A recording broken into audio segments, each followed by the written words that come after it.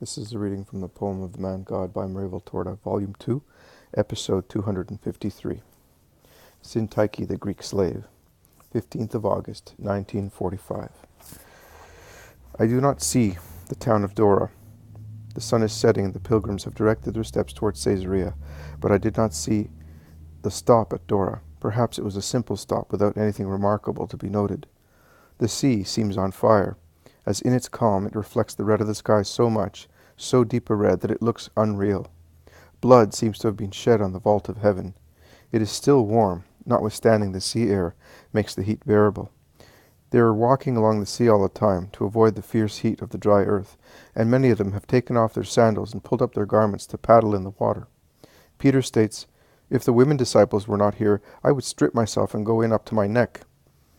But he has to come out even from where he is, because the Magdalene, who is ahead with the other women, comes back and says, "Master, I am familiar with this area. Can you see that yellow strip in the blue sea over there? A river flows into the sea there also in summer, as it is a perennial one, and one must be careful in crossing it. We have crossed so many, it is surely not the Nile." "We will cross this one as well," says Peter.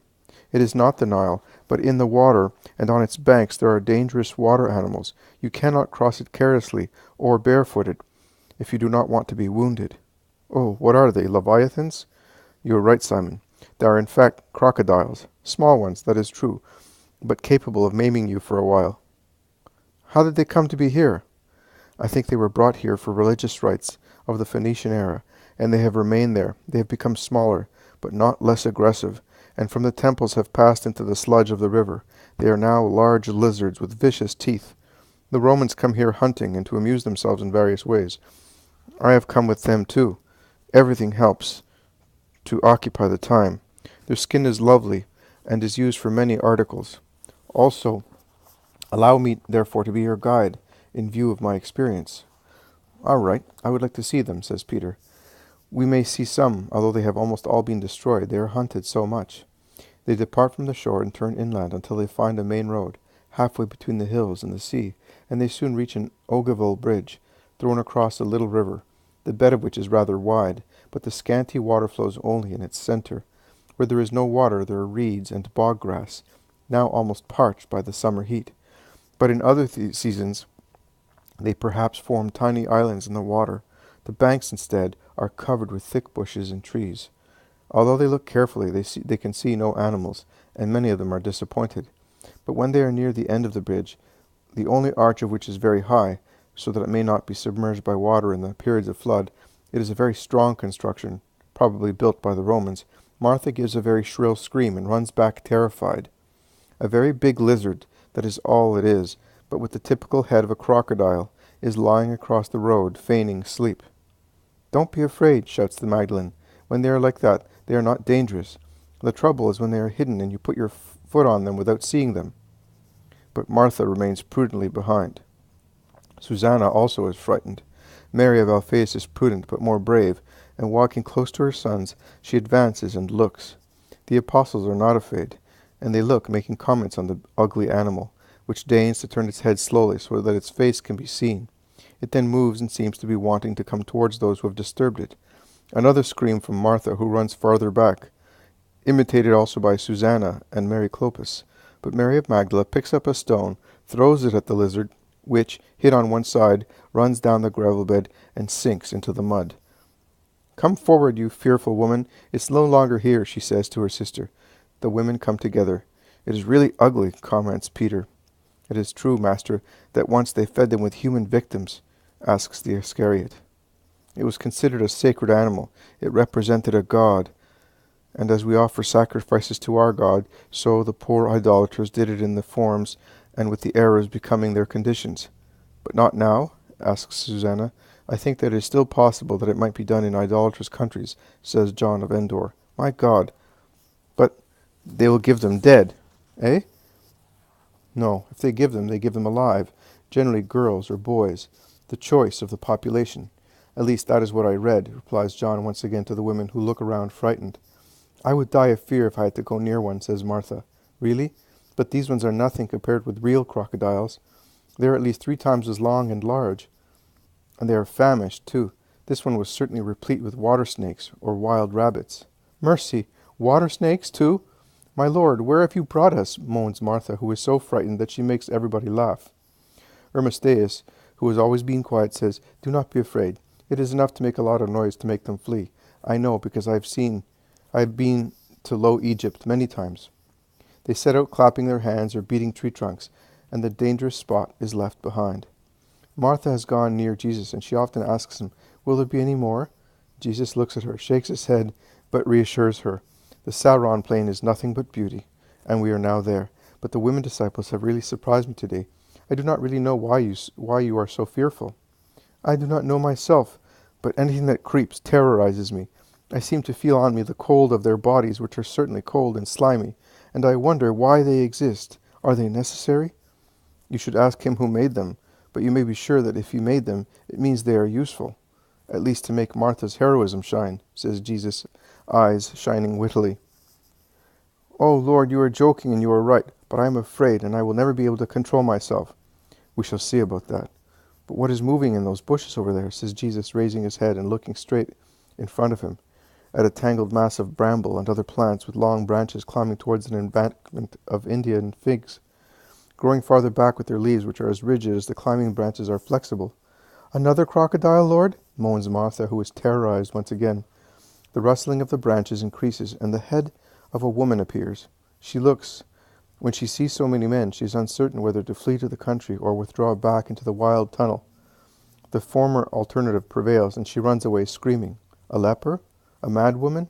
A woman possessed? They ask perplexedly. The woman comes back because a Roman wagon is arriving from Caesarea and is already near. The woman looks like a mouse in a trap. She does not know where to go, because Jesus and his group of people are near the thicket where she was sheltered, and thus she cannot go back to it, and she does not want to go towards the Roman wagon. In the evening dusk, as night falls fast after a powerful sunset, it is possible to see that she is young and pretty, although her garments are torn and she is unkempt. Woman, come here, commands Jesus peremptorily. The woman stretches out her arms, imploring, Do not hurt me. Come here, who are you? I will do you no harm. And he says so kindly that he persuades her. The woman moves forward with her head lowered, and she throws herself on the ground, saying, Whoever you are, have mercy on me. Kill me, but do not hand me back to my master. I am a fugitive slave. Who was your master? And where are you from? You are certainly not Hebrew. It is obvious from your way of speaking and from your garments. I am Greek, the Greek slave of... Oh, mercy, hide me. The wagon is about to arrive. They all form a group round the poor wretch, curled up on the ground. Her dress, torn by thorns, shows her shoulders streaked with lashes and covered with scratches. The wagon passes by without any of its passengers paying attention to the group standing near the hedge. They have gone by. Speak now. We will help you if we can, says Jesus, laying the tips of his fingers on her ruffled hair. I am Syntyche, the Greek slave of a noble Roman of the proconsul's suite. So you are the slave of Valerian, exclaims Mary of Magdala. Ah, have mercy. Don't denounce me to him, implores the unhappy woman. Do not be afraid. I will never speak to Valerian again, replies the Magdalene, and she informs Jesus he is one of the richest and filthiest Romans we have here, and he is as cruel as he is filthy. Why did you run away? Asks Jesus. Because I have a soul. I am not merchandise. The woman takes heart when she realizes she has come across compassionate people. I am not merchandise. He bought me, that is true, but he may have bought my person to embellish his house, that I may brighten up his time by reading for him, that I may serve him, but nothing else. My soul is mine. It cannot be bought, but he wanted also that. How do you know there is a soul? I am not illiterate, Lord. I was a prey of war since my youth, but I was not plebeian. This was my third master, and a dirty fawn, but I remember the words of our philosophers, and I know that we are not only made of flesh. There is something immortal enclosed within us, something which has no precise name for us, but I recently learned its name. One day a man came from Caesarea. He worked miracles and spoke better than Socrates and Plato. They discussed him very much in thermal baths, in triclinia, or in gilt peristyles, contaminating his august name by mentioning it in the halls of foul orgies. And I, Just I, who already felt I had something immortal that belongs only to God and cannot be purchased as merchandise at slave markets, was ordered by my master to read the works of philosophers, to compare them and find out whether this unknown thing that the man of Caesarea had called soul was described in them. He made me read that, me, whom he wanted to enslave to his sensuality. I thus found out that this immortal thing is the soul, and while Valerian and his like were listening to my voice and belching and yawning, he endeavored to understand, compare, and discuss. I linked their conversation, referring the words of the unknown man with the words of the philosophers, and I kept them here in my heart, and my dignity became stronger and stronger to reject his lustfulness. Some evenings ago he beat me to death because I rejected him, biting him with my teeth, and I ran away the following day. I have lived in that thicket for 5 days, picking blackberries and Indian figs at night, but I will end up by being caught. He is certainly looking for me. I cost much money, and his sensuality craves too much for me to leave me alone. Have mercy on me. You are an Israelite, and you certainly know where he is. I ask you to take me to the unknown man who speaks to slaves and speaks of souls. They told me that he is poor. I will starve, but I want to be near him, that he may teach me and elevate me. It is brutalizing to live with brutes, even if one resists them. I want to possess my moral dignity once again. That man, the unknown one, whom you are looking for, is in front of you. You? Oh, unknown God of the Acropolis, hail! And she bows her forehead to the ground. You cannot remain here, but I am going to Caesarea. Do not leave me, Lord. I will not leave you. I think, Master, our wagon is certainly at the appointed place, waiting for us. Send for it. She will be as safe in the wagon as she would be in our house, suggests Mary of Magdala. Oh, yes, Lord, send her to us, in the place of old Ishmael. We will teach her your doctrine. She will be torn from paganism, begs Martha. Do you want to come with us? Asks Jesus. With any of your friends, provided I am no longer with that man. But a woman here said that she knows him. Will she betray me? Will any Romans go to her house? No, be not afraid. Romans do not come to Bethany. Above all, Romans of the kind, replies the Magdalene, reassuring her. Simon Peter, go and look for the wagon. We shall wait for you here. We shall go to town afterwards, orders Jesus. When the noise of the hoofs and of the wheels and the lamp hanging from its roof announce the arrival of the heavy closed wagon, those waiting for it come up from the river bank, where they certainly had their evening meal, and come on to the road. The wagon comes jolting to a stop on the edge of the rough road, and Peter and Simon come off it. They are immediately followed by an elderly woman who runs to embrace the Magdalene, saying, I did not want to delay one moment to tell you that I am so happy, to tell you that your mother is rejoicing with me, to tell you that you are once again the fair rose of our house, as when you used to sleep in the cradle after I had suckled you. And she kisses her many times. Mary weeps in her arms. Woman, I entrust this young woman to you, and I ask you to make the sacrifice of waiting here all night. Tomorrow you will be able to go to the first village on the consular road, and wait there. We shall come by the 3rd hour. Jesus says to the nurse, Everything as you wish. May you be blessed. Just let me give Mary the clothes I brought her. And she climbs onto the wagon with the Most Holy Virgin, Martha, and Mary. When they come out, the Magdalene is dressed as we shall always see her in the future, a plain dress, a wide, thin linen cloth as a veil, and a mantle without any ornament. You may go peacefully, Syntyche. We shall be coming tomorrow as well. Goodbye, says Jesus, greeting her, and he takes her to the road again towards Caesarea. The seafront is crowded with people walking in the light of torches or lanterns carried by slaves, breathing the air coming from the sea, which is a relief to their lungs, tired of the summer sultriness. The ones walking are mainly rich Romans. The Jews are closed in their houses and enjoy the fresh air on their terraces. The seafront looks like a very long parlor during visits.